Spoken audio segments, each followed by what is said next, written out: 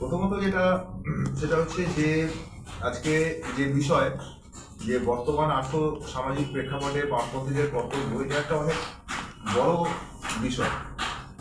তো সেটাকে আমি খুব সংক্ষেপে কয়েকটি বিন্দু বলতে চাইবো যে বিষয়টা অত্যন্ত জটিল এবং খুব ঘোলাটে হয়ে রয়েছে।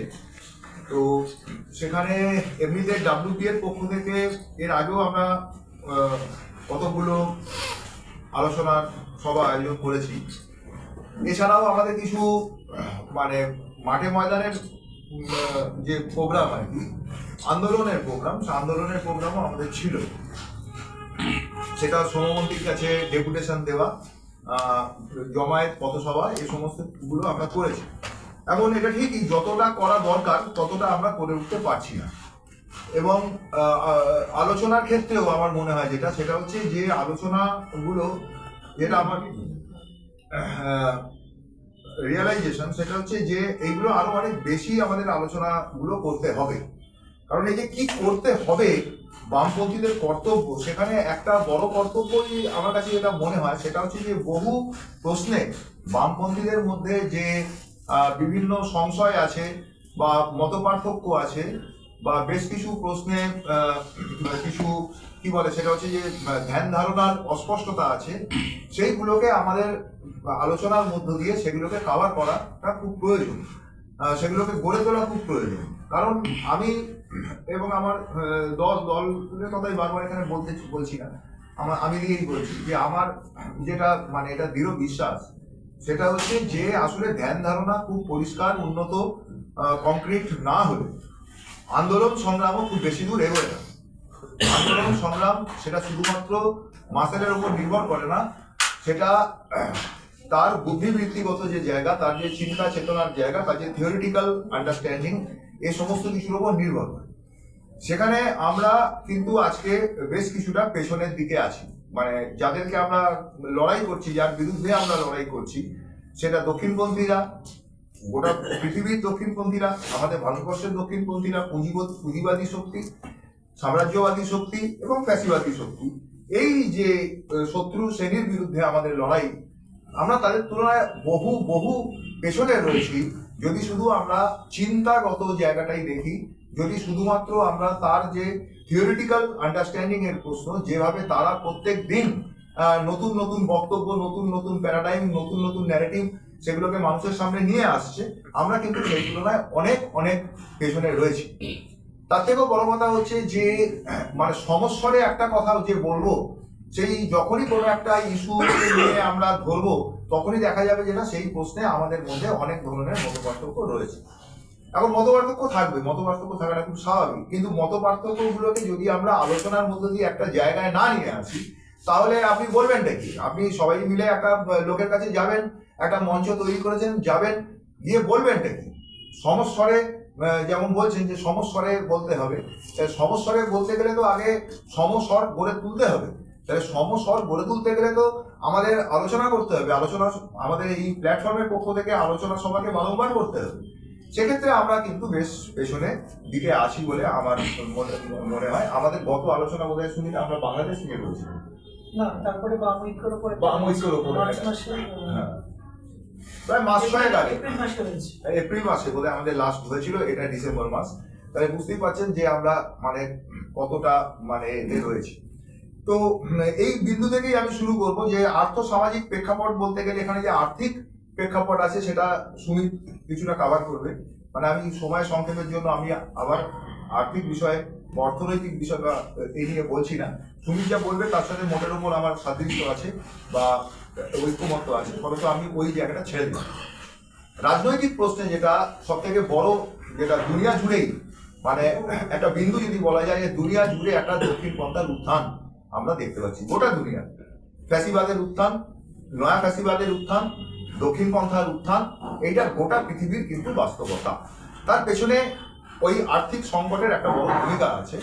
যে 2008-এর সময় থেকে যে ডিপ্রেশন যেটা নতুন করে শুরু হলো, যাকে বলা হয়েছিল যে যেটা 1930-এর যে মহামন্দা তার থেকেও অনেক বেশি গভীর এবং প্রসারিত, যে সাবপ্রাইম ক্রাইসিস থেকে আমেরিকার সাবপ্রাইম মার্কেট থেকে যে ক্রাইসিসটা শুরু হয়েছিল সেটা এত গভীর জায়গায় চলে যায় এবং একটা অসমাধিত জায়গায় চলে যায় যে পুঁজিপতিরা আজ পর্যন্ত তার কোনো সমাধান বার করে দিতে পারেনি। ফলত তাকে রাজনৈতিকভাবে বিষয়টার মোকাবিলা করতে হচ্ছে, তার কাছে অর্থনৈতিক কোনো প্ল্যানিং নেই। ফলত তাকে রাজনৈতিকভাবে এটার মোকাবিলা করতে হয়েছে, আরো বেশি শোষণ তাকে বিশ্ব জনগণের উপর চাপিয়ে দিতে হচ্ছে। ফলত তার যে রাজনৈতিক রূপ, সেই রাজনৈতিক রূপের মধ্যে অতীতে যে উদারতার প্রশ্নটা ছিল সেটা সাম কাইন্ড অফ লিবারালিজম, সেটা নয়া উদারবাদেরও একটা আছে, উদারনৈতিক রাজনৈতিক মুখোশ আছে, সেটাও আজকে কিন্তু দক্ষিণপন্থী শক্তি নেই। সেটা আমেরিকা থেকে শুরু করে ভারত পর্যন্ত সর্বত্র কিন্তু একটা ফ্যাসিবাদের উত্থান আমরা দেখছি। সুতরাং এই প্রশ্নে আমার মনে হয় সেটা হচ্ছে যে একটা ঐক্যমত আমাদের গড়ে তোলা প্রয়োজন। সেটা হচ্ছে যে আমরা কাকে আজকে সামনা করছি, ফ্যাসিবাদকে সামনা করছি। তো যদি আমরা মনে করি যে হ্যাঁ আমরা যাকে সামনা করছি সেটা হচ্ছে ফ্যাসিবাদ, তাহলে আজকে আমাদেরকে অত্যন্ত সিরিয়াসলি এই লড়াইটাকে নিতে হবে, অত্যন্ত সচেতন ভাবে এবং অত্যন্ত, আমি বলবো সেটা হচ্ছে যে সিরিয়াসলি বাংলা সব একটু ইংরেজি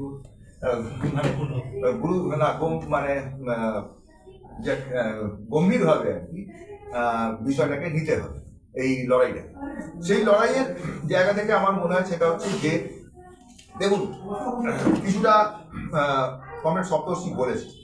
প্রথমত যেটা সেটা হচ্ছে যে যখনই আমরা ফ্যাসিবাদ বিরোধী লড়াইয়ের কথা বলবো সেখানে অনেকগুলো তর্ক বিতর্ক আছে যে এটা কি স্টালিনের পথে হবে, এটা কি ডিমিট্রভের পথে হবে।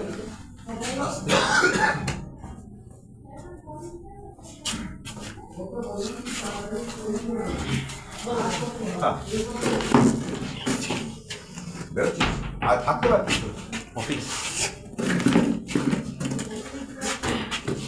তো এটা কি টর্সির পথে হবে, এটা কি ডিমিট্রভের পথে হবে, এটা কি স্টালিনের পথে হবে, কোন পথে আমরা ফ্যাসিবাদকে মোকাবিলা করব সেটা নিয়ে দেখা যাবে যে বিভিন্ন মতামত কিন্তু আমাদের বামপন্থীদের মধ্যে রয়েছে। কিন্তু আমি বলবো সেটা হচ্ছে যে এই বিতর্কগুলোকে আমি পাশ কাটিয়ে যাওয়ার কথা বলছি না। আমি কোনো বিতর্ককেই পাশ কাটিয়ে যাওয়ার পক্ষপাতী নই। বিতর্কগুলো আমাদের নিজেদের মধ্যে চালানো উচিত, আলাপ আলোচনাগুলো নিজেদের মধ্যে চালানো উচিত। কিন্তু তার পাশাপাশি একটা ব্যাপারে যে জায়গাগুলোতে আমরা সহমত হচ্ছি সেই জায়গাগুলোতে আমাদেরকে ঐক্যবদ্ধ হতে হবে। যেমন এক নম্বর কথা হচ্ছে যে বামপন্থী শক্তিকে যে একটা জায়গায় আসতে হবে, সেই প্রশ্নে আমার মনে হয় সেটা হচ্ছে যে আমরা একটা জায়গায় দাঁড়াতে পারি, যে আজকে বামপন্থী শক্তিকে একটা জায়গায় দাঁড়াতে হবে। এখন এই যে এখানে আবার একটা অন্য সমস্যা আছে, সেটা হচ্ছে যে বামপন্থী শক্তিকে যে একটা জায়গায় আমি দাঁড়াবো, এই বামপন্থী শক্তির মধ্যে কি মূলধারার বামেদেরকে আমরা ধরবো কি ধরবো? আমার মত হচ্ছে যে লড়াইয়ের একটা মানে সার্কেলে, মানে লড়াইয়ের একটা যে স্তরে মূলধারার বামেদেরকে আমরা অবজ্ঞা করতে পারবো না, তাদেরকে আমরা অ্যাভয়েড করতে পারবো না, তাদেরকে আমরা পাশ কাটিয়ে যেতে পারবো না, তাদের সঙ্গেও আমাদেরকে একসাথে কাজ করতে হবে। তো এটা নিয়ে আলাপ আলোচনা হতে পারে, অন্যভাবে অন্য কোনো মত থাকতে পারে, এটা নিয়ে আলাপ আলোচনা হতে পারে। তো কিন্তু বামেদের একটা ঐক্যবদ্ধ মঞ্চ লাগবে। এই আমরা যখনই বামেদের ঐক্যবদ্ধ মঞ্চের কথাটা বলি, আমরা দেখা যাবে যে এই মুহূর্তে অনেকগুলো মঞ্চ আছে যারা কাজ করছে, কিন্তু যদি আপনি খুব ভালো করে খেয়াল করে দেখেন যে এই মঞ্চগুলো মূলত লড়াইয়ের মঞ্চ, কোনো একটা পার্টিকুলার ইস্যুতে লড়াই হচ্ছে, যেমন এসআইআর নিয়ে প্রচার আন্দোলন হচ্ছে, তার একটা মঞ্চ আছে, একাধিক মঞ্চ হয়তো আছে, সেমনি এরকম বিভিন্ন আলাদা আলাদা মঞ্চ আছে, ট্রেড ইউনিয়ন গুলো একসাথে একটা মঞ্চ করে, এরকম মঞ্চ আছে। কিন্তু যদি বলেন সেটা হচ্ছে যে রাজনৈতিক মঞ্চ, বামেদের ঐক্যবদ্ধ রাজনৈতিক মঞ্চ, যে রাজনৈতিক প্রচারটা মানুষের কাছে নিয়ে যাবে ঐক্যবদ্ধভাবে, এই ধরনের কোনো মঞ্চ কিন্তু এই মুহূর্তে পশ্চিমবঙ্গে অন্ততপক্ষে মানে নেই। মানে সর্বব্যাপী বামেদের, সে বামফ্রন্ট একটা থাকতে পারে, সেটার কথা আমি বলছি না, কিন্তু আমি সর্বব্যাপী বামেদের একটা ঐক্যবদ্ধ যে রাজনৈতিক মঞ্চ, যে রাজনৈতিক প্রচারটা মানুষের কাছে নিয়ে যাবে এবং রাজনৈতিক সংগ্রামটা সে গড়ে তুলবে, এইরকম কিন্তু কোনো মঞ্চ আজকে নেই। ফলত আমার মনে হয় সেটা হচ্ছে যে এই মঞ্চ গড়ে তোলার ব্যাপারে আমাদেরকে খুব সক্রিয় এবং খুব দৃঢ় ভূমিকা আমাদেরকে নিতে হবে। এইটা গড়ে তোলার কিছু চ্যালেঞ্জ আছে, এটা আমি জানি যে এটা গড়ে তোলার কিছুটা চ্যালেঞ্জ আছে।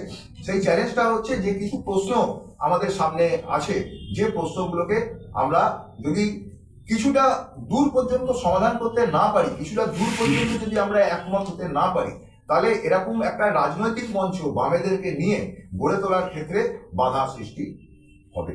তার মধ্যে একটা গুরুত্বপূর্ণ বিন্দু হচ্ছে যে ডেভেলপমেন্ট প্যারাডাইম প্রশ্নে বামেদের বক্তব্য কি, উন্নয়ন কাকে বলি, উন্নয়ন জিনিসটা ঠিক কি, চীনের পথ উন্নয়ন, শেষ উন্নয়ন, হাইওয়ে 16 লেনের হাইওয়ে উন্নয়ন, বড় বড় বাঁধ উন্নয়ন, উন্নয়ন প্রশ্নে ঠিক কি আমাদের বক্তব্য, এইটা কিন্তু দেখা যাবে যে বামেদের মধ্যে তীব্র আমি যদি সমস্ত মূলধারার বামেদেরকে নিয়ে বলি তাহলে দেখা যাবে কিন্তু সেখানে একটা বেশ তীব্র মত পার্থক্য আছে। কিন্তু এই প্রশ্নটাকে যদি আপনি অ্যাভয়েড করে যেতে পারেন না, আপনি যদি রাজনৈতিক মঞ্চ গড়ে তোলার চেষ্টা করেন, বামেদের ঐক্যবদ্ধ রাজনৈতিক মঞ্চ গড়ে তোলার চেষ্টা করেন, তাহলে অবশ্যই আপনাকে জনগণের কাছে একটা বিকল্প রাজনৈতিক বক্তব্য রাখতে হবে। এই বিকল্প রাজনৈতিক বক্তব্য যদি আপনি জনগণের কাছে না রাখতে পারেন তাহলে একটা রাজনৈতিক শক্তি হিসেবে আমাদের কিন্তু জনগণের চোখে কোনো মূল্য নেই। একটা লড়াইয়ের শক্তি হিসেবে আমাদের মূল্য থাকতে পারে, জনগণ কোনো পকেটে কোনো জায়গায় আমাদেরকে একটা লড়াকু শক্তি হিসেবে বিবেচনা করতে পারে, কিন্তু একটা বিকল্প রাজনৈতিক শক্তি হিসেবে সে আমাকে বিবেচনা করবে না যদি না আমার একটা বিকল্প রাজনৈতিক বক্তব্য থাকে। এই বিকল্প রাজনৈতিক বক্তব্য গড়ে তোলাটা কিন্তু আমাদের কাছে একটা বড় চ্যালেঞ্জ। বিহারে যদি আপনি দেখেন সেটা হচ্ছে যে এই যে একটা ইলেকট্রাল ব্যাটেল হয়ে গেল, এখানে যে একটা সেটব্যাক ঘটলো সেটা বামেদের ক্ষেত্রেও একটা বড় ধরনের সেটব্যাক সেখানে ঘটেছে। সেখানে লিবারেশন বা সিপিএম যারা লড়াই করেছিল তাদের একটা বড় ধরনের সেটব্যাক ঘটেছে। এই সেটব্যাকের পেছনে অন্য নানান কারণ আছে, কারচুপি টারচুপি ইত্যাদি আছে, আমি সেগুলোকে অস্বীকার করছি না। কিন্তু যদি খেয়াল করা যায় তাহলে দেখা যাবে যেটা সেটা হচ্ছে যে পেছনে একটা বড় সমস্যা হচ্ছে, এই সেটব্যাকের পেছনে, এই বিপর্যয়ের পেছনে একটা বড় কারণ হচ্ছে যে সেখানে বামেদের কোনো অল্টারনেটিভ বক্তব্য ছিল না, অল্টারনেটিভ রাজনৈতিক বক্তব্য ছিল না। কি করবো আমরা, কি করবো আমরা?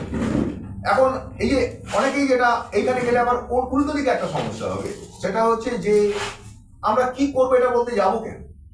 যখনই আমি বলতে যাবো যে কি করব, তখনই কি আমি রিফর্মিজমের গাড্ডায় পড়বো না? তখন কি আমি সংস্কারের গাড্ডায় পড়বো না বা সংস্কারবাদের গাড্ডায় পড়বো না? এইরকম একটা কনফিউশন কিন্তু বামেদের উল্টো তরফ থেকে কিন্তু আর একটা আসতে থাকে। ফলত একদিকে উন্নয়ন প্যারাডাইমকে তৈরি করে বা সে ব্যাপারে একটা নির্দিষ্ট বক্তব্য তৈরি করে একটা রাজনৈতিক অল্টারনেটিভকে তৈরি করতে হবে, এইটা গড়ে তোলার সংগ্রাম। আর উল্টো দিকে এই যে বক্তব্যটা হচ্ছে যে আমি সংস্কারবাদের গাড্ডায় পড়বো কি পড়বো না, এই প্রশ্নটাকে অ্যাড্রেস আমাদেরকে যথাযথভাবে আমার মনে হয় যে করা দরকার। এখানে আমার অনেক বক্তব্য আছে যে বক্তব্যটা খুব বিতর্কিত হতে পারে, আমি চাই বিতর্ক হোক, কারণ বিতর্কগুলো ছাড়া আমরা এগোবো না। যদি কেউ মনে করেন যে বিতর্ক বাদ দিয়ে আমরা খুব স্মুথলি চর্চা করে এগিয়ে যাবে, এটা হবে না। মানে চেনেসেভস্কির যে কথাটা লেনিন অনেকবার বলেছেন সেইটা আমার কাছে খুব প্রাসঙ্গিক আজকের দিনে, যে বিপ্লবের যে রাস্তা বা সমাজ পরিবর্তনের যে রাস্তা বা অন্ততপক্ষে বামেদের এগিয়ে যাওয়ার রাস্তা, সেটা নেভস্কি সড়কের ফুটপাত নয় যে আমি একদম চটচট করে গাড়ি চালিয়ে চলে যাবো। তার মধ্যে অনেক ঝঞ্ঝাট আছে, কাঁটা আছে, সংঘাত আছে, সবকিছু আছে। সুতরাং সেই রাস্তায় আমাদেরকে যেতে হবে, সংঘাতের রাস্তায় যেতে হবে। কিন্তু প্রশ্ন যেটা সেটা হচ্ছে যে ঐক্য চাই, সংগ্রাম হচ্ছে। ঐক্য বামেরা অনেক সময় শুধু ঐক্যই দেখেন, সংগ্রাম দেখেন না, এটা যেমন একটা বিচ্যুতি। অন্যদিকে তেমনি শুধু সংগ্রামই দেখেন, কোনো ঐক্যও দেখেন, এইটা আমরা অন্য একটা বিচ্যুতি বলেও আমরা মনে করি। এই দুদিকের দুই বিচ্যুতিকে যদি আমরা কি বলে সেটা হচ্ছে যে মোকাবিলা করতে পারি তাহলে আমরা কিছুটা এগোতে পারবো। আমি খুব দ্রুত বলছি কারণ বক্তা অনেক সময় সংক্ষিপ্ত, এবং আমি চাইবো সেটা হচ্ছে যে অন্যরাও তারাও অংশগ্রহণ করুন। এটা শুধুমাত্র কয়েকজন বক্তার বক্তব্য রাখার আর বাকিদের শুনে চলে যাওয়ার প্রশ্ন নয়। এখানে যারা আছেন তারা সকলেই কিছু না কিছু ভাবে তারা কন্ট্রিবিউট করুন আলোচনাটায়, যার ফলে আমি আমার বক্তব্যটাকে যতদূর সম্ভব সংকুচিত করছি। ফলত আমার কাছে এই দুই বিচ্যুতির বিরুদ্ধে সংগ্রাম অত্যন্ত গুরুত্বপূর্ণ একটি সংগ্রাম। 4 নম্বর হচ্ছে যে আদর্শনৈতিক সংগ্রামের গুরুত্ব, ফ্যাসিবাদের সাথে আদর্শনৈতিক সংগ্রামের গুরুত্ব অত্যন্ত গুরুত্বপূর্ণ, যেখানে আমরা খুব খুব পিছিয়ে আছি। একটা স্লোগান ধরুন আমি আপনাকে বলছি, সেটা হচ্ছে যে লড়াইটা জাত নিয়ে নয়, ভাত নিয়ে হোক। খুব পপুলার স্লোগান বামপন্থী মহলে, অনেকেই স্লোগানটা দেন, আমি অনেক জায়গায় দেখেছি যে লড়াইটা জাত নিয়ে নয়, ভাত নিয়ে হোক। ভারতবর্ষের জাতের লড়াই আর ভাতের লড়াই যে অঙ্গাঙ্গিভাবে যুক্ত, সেটা যদি বামপন্থীরা না জানে আর না বোঝে তাহলে ভারতবর্ষের সংগ্রাম করে তোলা মুশকিল। ভারতবর্ষের জাতি বর্ণ ব্যবস্থা তৈরি হয়েছিল ভারতবর্ষের একটা বিপুল সংখ্যক মানুষকে ভাত থেকে বঞ্চিত করার জন্য, সম্পদ থেকে বঞ্চিত করার জন্য অতিরিক্ত সম্পদ বা সারপ্লাস ভ্যালু যাকে বলি, উদ্বৃত্ত মূল্য বা উদ্বৃত্ত সম্পদ যাকে বলি, তাকে শোষণ করার একটা হাতিয়ার হিসেবে ভারতবর্ষে বর্ণ জাতি ব্যবস্থা তৈরি হয়েছিল, যেটা আজকে পর্যন্ত অত্যন্ত সজোরে টিকে রয়েছে। যেটা কথা কিছুটা ছুঁয়ে গেছে হচ্ছে সপ্তর্ষি, যে আজকে ফ্যাসিবাদ, ভারতবর্ষের যে নির্দিষ্ট যে ফ্যাসিবাদ, এই নির্দিষ্ট ফ্যাসিবাদ সে যে আদর্শ নৈতিক ভিত্তির ওপর দাঁড়িয়ে আছে সেটা ব্রাহ্মণ। এই জায়গাটার যে স্বীকৃতি আমাদেরকে দিতে হবে যে সে ব্রাহ্মণবাদের উপর দাঁড়িয়ে আছে, সে মনুস্মৃতির উপর দাঁড়িয়ে আছে, সে ব্রাহ্মণ ক্ষত্রিয় বানিয়া। এই যে বৈশ্যরা অতীতে এক সময় বৈশ্য শূদ্রদের জোট ছিল ব্রাহ্মণ ক্ষত্রিয়দের বিরুদ্ধে, আর আজকে বানিয়া অংশ চলে গেছে ওইদিকে, শিবির পরিত্যাগ করে তারা চলে গেছে ওদিকে। যে পরিমাণে আর্থিক বিকাশ হয়েছে, পুঁজির বিকাশ হয়েছে, সেই পরিমাণে আজকে ত্রিশক্তির জোট আছে ব্রাহ্মণ ক্ষত্রিয় বানিয়া, বনাম দলিত, মুসলমান, শূদ্র, যারা হচ্ছে যে ভারতবর্ষের শ্রমজীবী জনতা, শ্রমিক কৃষকদের বিপুল অংশ। সুতরাং এখানে আপনাকে যদি এই লড়াইটা লড়তে হয়, তাহলে কিন্তু জাতের লড়াই লড়তে হবে। ভারতবর্ষের ব্রাহ্মণ্যবাদ বিরোধী লড়াই লড়তে গেলে ভারতবর্ষের ব্রাহ্মণ্যবাদের ইতিহাসকে আক্রমণ করতে হবে, ভারতবর্ষের ব্রাহ্মণ্যবাদের ইতিহাসকে অধ্যয়ন করতে হবে, সেই ইতিহাসকে আক্রমণ করতে হবে। তাছাড়া আজকে আপনি এগোতে পারবেন না। আজকে ফ্যাসিবাদ বিরোধী ঐক্য শুধুমাত্র কতগুলো রাজনৈতিক দলের ঐক্য নয়, শুধুমাত্র এটা এই ডিবেট নয়, সেটা হচ্ছে যে আমি সমাজবাদী পার্টির সাথে হাত মেলাবো কি মেলাবো, আমি তৃণমূল কংগ্রেসকে আমি ঠিক কি চোখে দেখবো, বিজেপি বিরোধী শক্তি হিসেবে দেখবো কি দেখবো না। এইখানে অনেক সময় আমরা ব্যয় করেছি।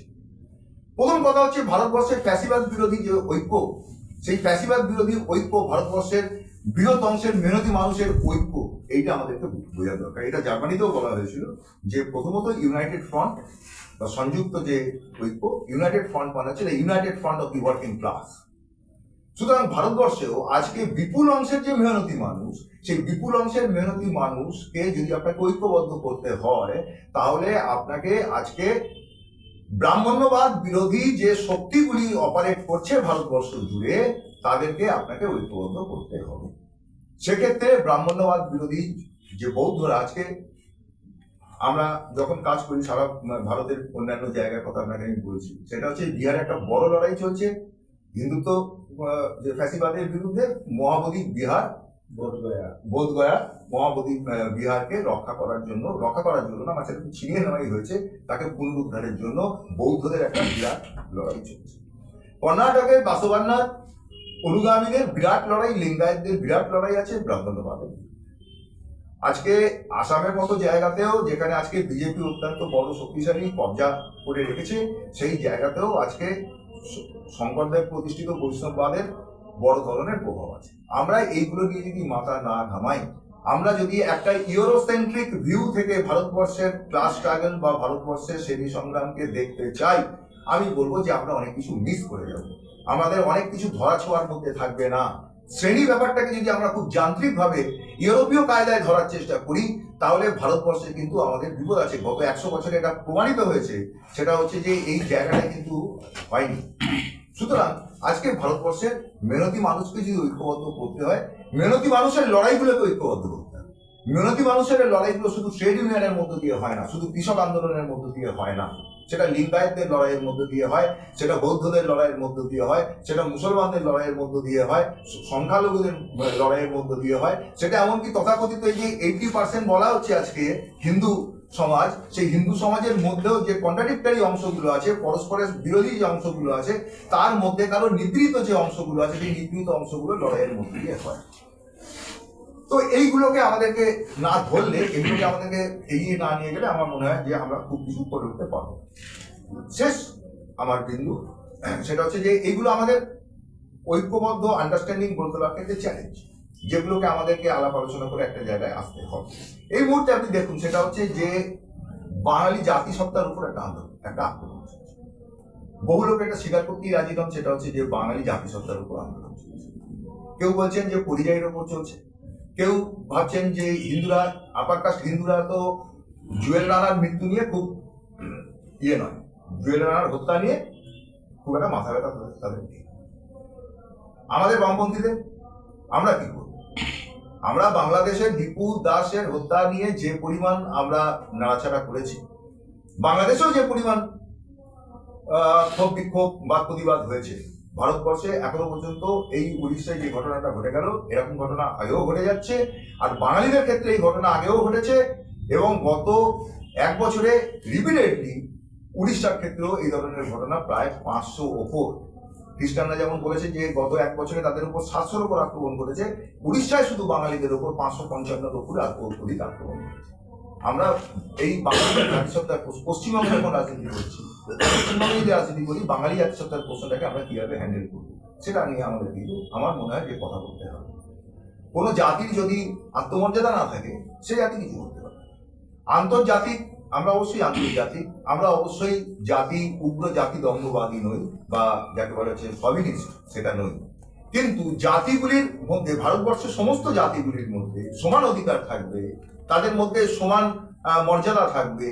এই জায়গায় যদি আমাকে যেতে হয়, তাহলে প্রত্যেকটি জাতির মধ্যেকার যে প্রলেতারিয়েট, সে প্রত্যেকটা জাতির মধ্যেকার যে বামপন্থী, তাকে তার জাতি নিয়ে গর্ববোধ করতে হবে। কারণ প্রত্যেকটি জাতির ঐতিহ্য আছে, সেটা শুধু বাঙালিদের ঐতিহ্য আছে তা নয়।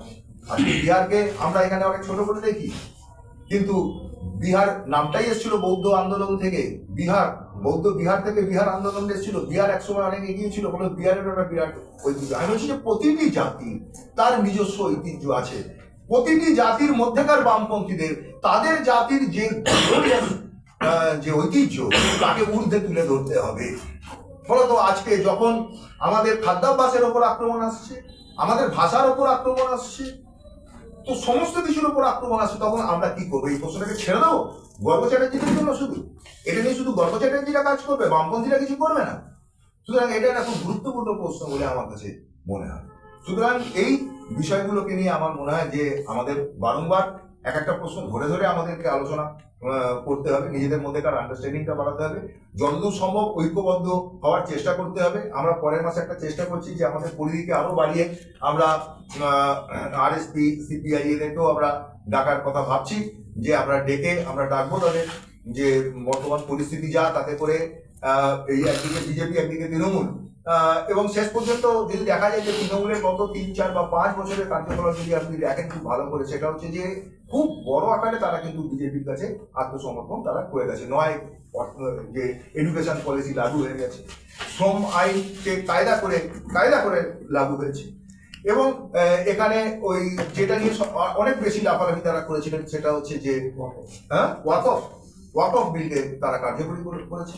সুতরাং বিজেপির যেটা চাইছে, তৃণমূলের বক্তব্য যেটা দাঁড়াচ্ছে আজকে পশ্চিমবঙ্গে, সেটা হচ্ছে যে তুমি এখানে রাজত্ব করো না, আমি করবো, তুমি আমাকে বলবে কি করতে, তুমি যা বলছো সেটা আমি করবো, কিন্তু তুমি আমাকে হটানোর চেষ্টা করো, আমি থাকছি, তোমার কোনো অসুবিধা নেই, আমি দেখে নেবো তোমার।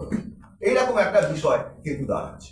সুতরাং সেই জায়গায় দাঁড়িয়ে যে বামপন্থীদের আজকে ঐক্যবদ্ধভাবে তাকে নির্বাচনী সংগ্রাম, আমার কাছে কোনো সুতমারই নেই, আমি কমিউনিস্ট, আমার কাছে কোনো লড়াই সুত মারবো বলে কিছু নেই, চীনের প্রাচীরও নেই। সুতরাং নির্বাচনী সংগ্রাম এবং নির্বাচন বহির্ভূত সংগ্রাম, উভয় সংগ্রামেই আমাদেরকে ঐক্যবদ্ধভাবে দাঁড়াতে হবে। একটা বিকল্প রাজনৈতিক শক্তি হিসেবে আমাদের উঠে আসতে হবে। সেই জায়গায় আমাদের বিকল্প রাজনৈতিক বক্তব্যকে মানুষের কাছে নিয়ে যেতে হবে। নিজেদের মধ্যে অনেক বিতর্ক থাকবে, সেই বিতর্কগুলোকে আমি পাশ কাটিয়ে যাওয়ার কথা একবারও বলবো না। সেই বিতর্কগুলোকে আমাদের নিজেদের মধ্যে সমাধান করতে হবে। যে পরিমাণে আমরা সমাধান করতে করতে এগোতে পারবো, সেই পরিমাণে আমাদের মাঠে ময়দানের লড়াইও তীব্র হবে, এবং এই দুটো মেলবন্ধনের মধ্য দিয়ে আমাদের থিওরিটিক্যাল আপলিফমেন্ট, অর্থাৎ তাত্ত্বিক যে উল্লঙ্ঘন, সেটাও হবে, এবং মাঠে ময়দানের লড়াই সেটাও শক্তিশালী হবে। এই দুটো ডাইরেক্টিক্যালি রিলেটেড বলে আমার মনে হয়। এই বলে আপনাদের সবাইকে